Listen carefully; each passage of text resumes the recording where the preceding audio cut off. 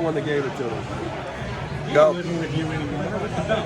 Rode in a car with him. So, Coach, everybody wants to know about the transfer portal. How's things going for you? Great. I think that we've been very active since the day it opened. I've been very public in saying I don't like the timing of it, but we've had guys on campus. We've done a ton of Zooms. As the portal goes, this is speed dating. So you're developing relationships, diving into things as quickly as possible, and our guys have done a great job, and we feel like we're in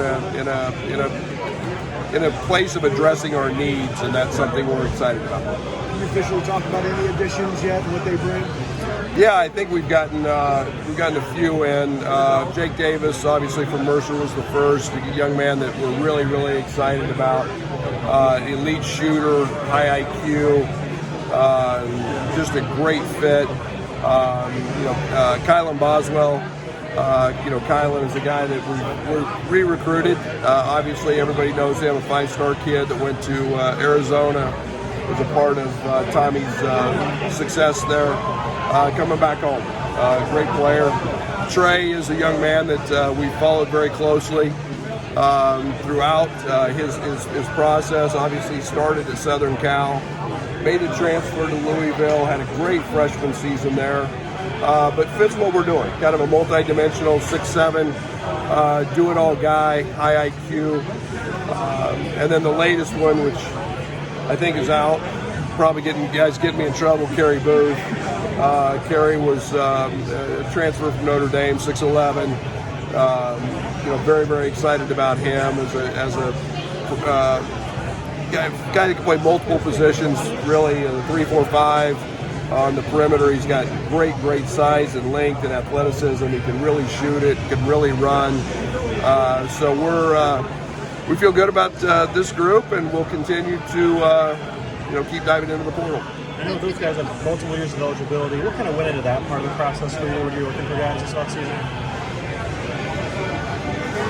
Not as much as you think in terms of, we stressed getting old. Now it was just about acquiring talent and experience. Knowing it's a little more difficult to find older grads. Some of those will continue to happen late, but we'll stay in the hunt for some of those guys. But now it was just more about continuing to build a roster that fits what we're trying to do. Kylin turns 19 this week. How much more does he have left to show in terms of his progression and how he fits with you guys? I think his best basketball is in front of him. A young man that came out of high school, went to college early, has I think the opportunity to really gain with Adam Fletcher in the strength and conditioning area. He's an elite defender. Here's a kid who shot 40% from the three-point line. And I'm excited about him and our style and our system. I think he can really flourish. So he's young in age, but he's very experienced, very mature from a game minutes point of view. Something you said, I think it was late February, March, but you noted like all of the teams have brought in 6, 7, 8 transfers, and most of them weren't NCAA tournament teams. You're not to that number yet, but do you have some level of trepidation? No, Alabama did okay. I think we're going to continue to see this trend. I think it's getting more and more challenging with freshmen, but it's to each their own, I guess. And I think you got to fill a roster, and the kids got to want to compete, and they got to want to challenge themselves. We're in a great spot. We've got great facilities. We've got great success that we're following up with, and kids want to be a part of that. So.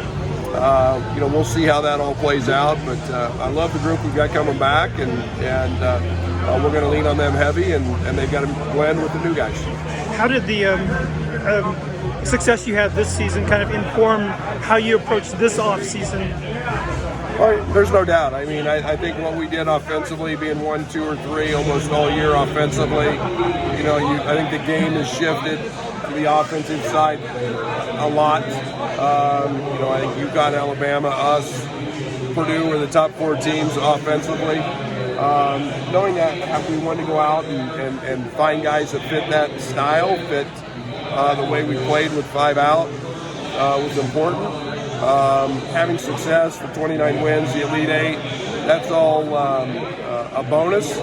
But I think it's about selling kids on a style of play that suits them and allows them to be successful. I would assume that you and your staff are being even more picky about freshmen than you were for high school kids that you would look at now. Is that the reality now? Very much. I think that'll flip. No, I think it's very much a reality. I think that there's, I think there's always going to be your superstars that get recruited and play. But I think, really other than the guard at UConn, who really played as a freshman substantial minutes on any of the Elite Eight teams. There weren't very many. It's hard to find freshmen that truly impact winning. They can play, but impact winning. And, and then they can go and get experience at a lower level and move up a couple years later. And that's a trend that we're all seeing. Whether we like it or not, it's the reality of it. Is the Jake Davis path for a freshman more likely now at this point? Go to a Mercer, prove yourself, and maybe get to another?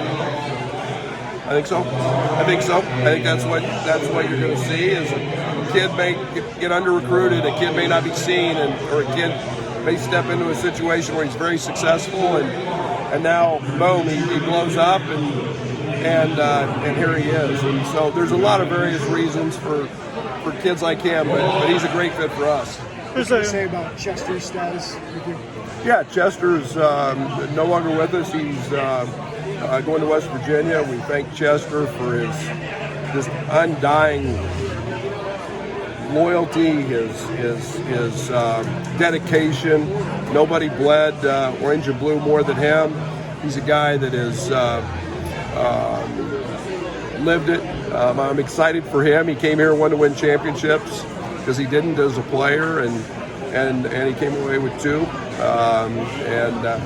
So I'm excited that his path as associate head coach is the next step, and excited. Puts him back in a vicinity where his name recognition will really, I think, pay off for him and his desire to become a head coach. But he was fantastic, and wish him nothing but the best. It's a pretty desirable position. What are you looking for? I haven't thought about it, to be very honest. I shouldn't say I haven't thought about it. It's crossed my mind, but this is a great spot, and success has been pretty high the last 5 years, and we've got to find the right fit. We've got to find the guy that understands what we're doing and who we are, and we'll find that. There's kind of a tradition here of the Mr. Basketball Award winner playing for the university. What's that mean to have Morez? Yeah, it's special. Morez is terrific. It had a great season.